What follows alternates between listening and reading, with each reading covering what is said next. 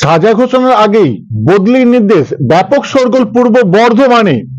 সাজা ঘোষণার আগে বদলি করা হলো দেবু পাল কেসের বিচারক অরবিন্দ মিশ্রকে। এই ঘটনায় ব্যাপক শোরগোল পড়ে পূর্ব বর্ধমানে। 2017 সালে 5ই সেপ্টেম্বর পূর্ব বর্ধমানের নারীগ্রাম দাসপাড়ায় তৃণমূলের গোষ্ঠী সংঘর্ষের ঘটনা ঘটে। ঘটনায় আহত হন তৎকালীন তৃণমূল পঞ্চায়েত সদস্য দেবু পাল। ঘটনার পরের দিন 6 সেপ্টেম্বর দেবু পালের স্ত্রী সন্ধ্যা রানী পাল বর্ধমান থানায় লিখিত অভিযোগ দায়ের করেন। অভিযোগের ভিত্তিতে 15 জনকে গ্রেপ্তার করে বর্ধমান থানা পুলিশ। প্রায় 8 বছর ধরে এই মামলা আদালতে বিচারাধীন ছিল। সোমবার বর্ধমান ফার্স্ট ট্র্যাক সেকেন্ড কোর্টের বিচারক অরবিন্দ মিশ্র এই মামলার 13 জনকে দোষী সাব্যস্ত করেন এবং জেল হেফাজতে পাঠিয়ে মঙ্গলবার ফের রায়দান দেওয়া হবে বলে জানান।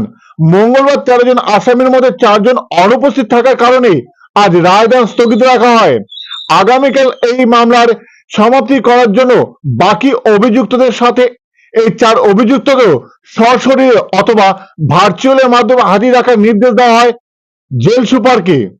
এরই মধ্যে দুপুরে পরে এই কেসে বিচারক অরবিন্দ মিশ্রকে বদলির নোটিশ আসায় ব্যাপক হইচই শুরু হয় আদালত চত্বরে।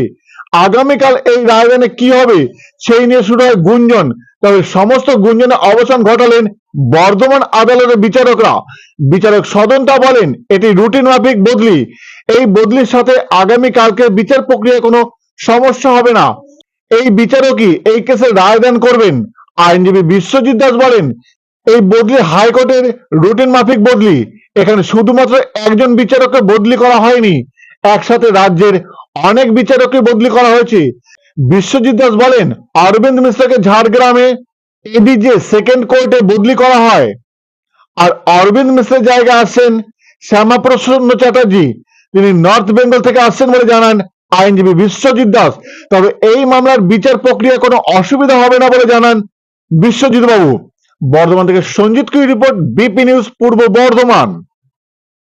এটা মহামান্য কলকাতা হাইকোর্টের একটা প্রশাসনিক কমিটি আছে, তারা সিদ্ধান্ত নেন যে কবে কোথায় কোন জজকে কোথায় পোস্টিং করা হবে। এটা মহামান্য হাইকোর্টের ট্রান্সফার কমিটি যে আছে তার সিদ্ধান্ত। এই সিদ্ধান্তের সঙ্গে এই ঘটনার কোনো সম্পর্ক নেই। তা আমার প্রায় শতাধিক জজ সাহেব, ম্যাজিস্ট্রেট এদের এক জায়গা থেকে অন্যত্র বদলি হয়েছে। সাজা ঘোষণা বিলম্বিত হওয়ার কোনো কারণ নেই, কেননা কোনো রায়দান করবেন না করবেন ওনার ব্যাপার। রায়দান করতে কোনো আইনি কোনো জটিলতা নেই। ওনাদের দোষী সাব্যস্ত উনি করেছেন, সেই কারণেই উনি ওনাদের কাস্টডিতে নিয়েছেন। এবং এইটা নেওয়ার আইন হচ্ছে ইংরেজিতে বলে স্যাগ্রিগেশন।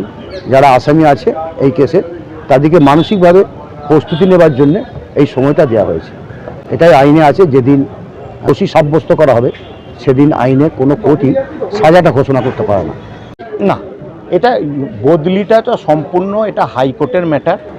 এটা একটা রুটিন বদলি। এখানে কোনো একজন বিচারককে বদলি করেননি, এখানে একটা লট বিচারকের গোটা ওয়েস্ট বেঙ্গল ব্যাপী বদলি হয়েছেন। এটার সঙ্গে এটার কোনো এফেক্ট নেই। হ্যাঁ, রায়দান উনিই করবেন অবশ্যই।